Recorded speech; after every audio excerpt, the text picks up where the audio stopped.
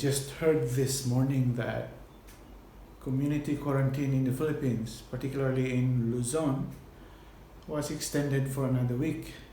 Well, in Thailand, it is going to be like this until the end of the month. And we have been doing this video recording for online worship for all churches. Like this week, we are remembering the death of Jesus Christ. And on Sunday will be Easter Sunday, of course. But today we have to remember the death of Christ. In Luke chapter 14, verse 27, we will be talking about why did Jesus carry the cross. And in Galatians 2:20, when Paul said, I am crucified with Christ. So it's carrying the cross and crucifixion. Jesus' crucifixion was unique among all other crucifixion because he was asked to carry the cross, his own cross, the cross where he will be hanged by nailing him. Crucifixion in the past, according to history and according to archaeological findings, done through binding by rope or by nailing. So it was crucifixion and hanging by rope, but crucifixion two ways, binding the rope or nailing to the cross, wooden cross. We will talk about the unique crucifixion of Jesus Christ because he has to carry it by himself. It is noted by Luke chapter 14, and it says here in New Living Translation, and if you do not carry your own cross and follow me, you cannot be my disciples. This was said by Jesus Christ even before he was crucified. So that means Jesus was aware what kind of death he is going through. He carried his own cross and he was crucified in that same cross. Now, crucifixion was the practice in the past. Roman soldiers were doing crucifixion as a form of punishment and torture for the criminals 400 years BC. Now, Jesus was crucified 30 AD. In AD 341, tens of thousands were crucified. Again, as I said a while ago, crucifixion can be done by you hang on the cross, binding using the rope, or nailing. Why did they use nailing for Christ's crucifixion?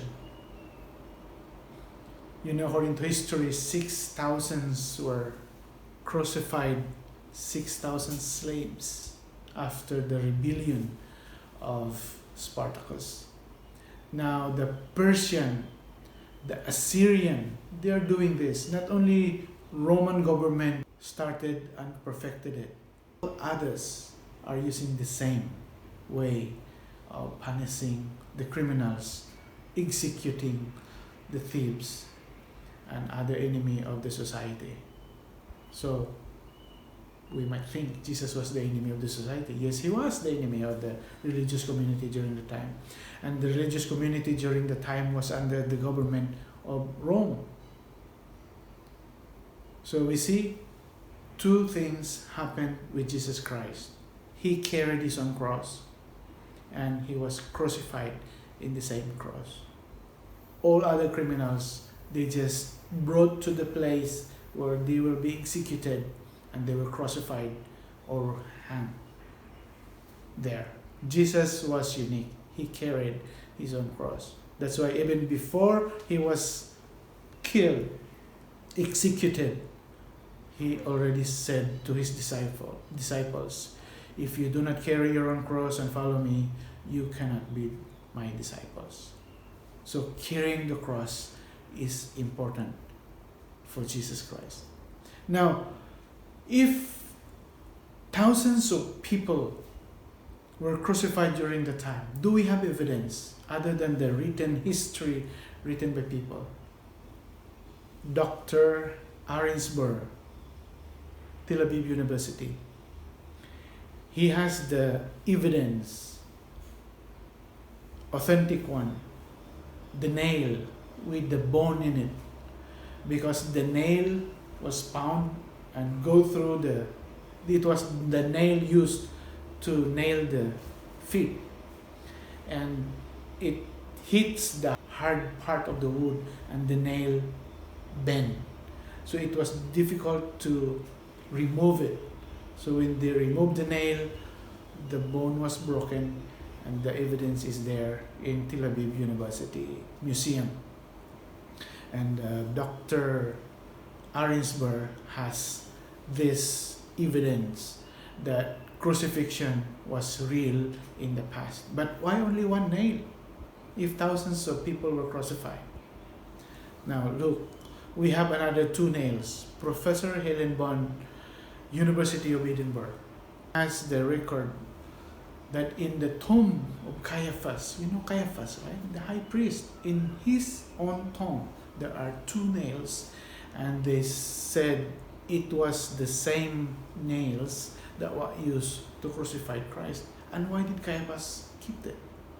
Why we cannot find thousands of nails to prove as evidence of crucifixion practice in the past? They said, you will not find the nails anymore, because after the death of people, after the crucifixion, many people are taking these elements and keep it by themselves as an amulet. They said, if you keep the nail used to crucify the person and that person died, that nail that you keep will make you live longer. That's what they believe. And any elements, even the garments of the one who died, if you keep them because they die, and you keep things used by the one who died, you will live longer.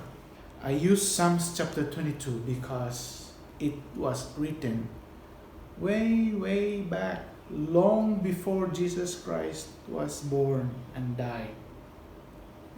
Psalms chapter 22 verse 18, it says, they part my garments among themselves and cast lots upon my vestures.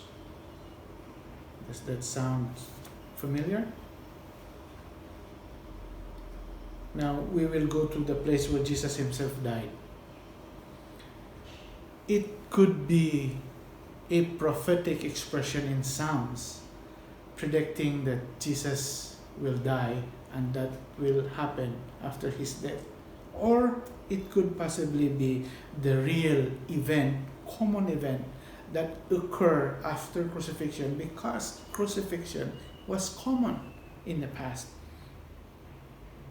And after crucifixion, this is the culture. So in John 19:23, this is the exact event happening after Jesus was crucified. Then the soldiers, when they had crucified Jesus, took his garments and made 4 parts, to every soldier a part, and also his coat.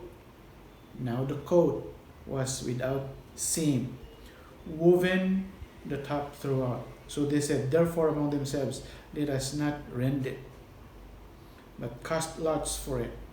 We have read from John chapter 19 verse 23 and 24. Why do they have to divide these garments that used to wrap Jesus? This just proves that the findings of archaeology and history, that the things that the one who died used before he died, they want to keep it, because when someone died and you take something that person had before he died until he died, you will live longer. Isn't it familiar? But Jesus did not say you will live longer. He said, you shall live. He died for our sake, and you shall live because he died for us. We are not only keeping the part of him, we are keeping him in our heart. We take his death That's why you remember when we take communion, right? This is my body. The bread, symbol of his body, and the wine, symbol of his blood. We take his body and his blood. We remember he died for us. He was pierced for our iniquities, for our transgression. He is the payment for our sins. Luke chapter 14 verse 27, that we have to carry our own cross. Jesus carried his cross. All other criminals did not. But the essence of carrying the cross, what does that mean? When Jesus said, you have to carry your own cross, what is the symbol of carrying the cross? This is humiliation. This is the death of pride. He carried the cross. Carrying the cross is carrying humiliation.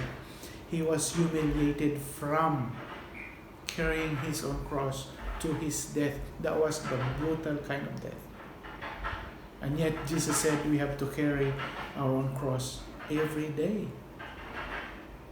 If we cannot, then we cannot be his disciples. And what does carrying of the cross mean for us today?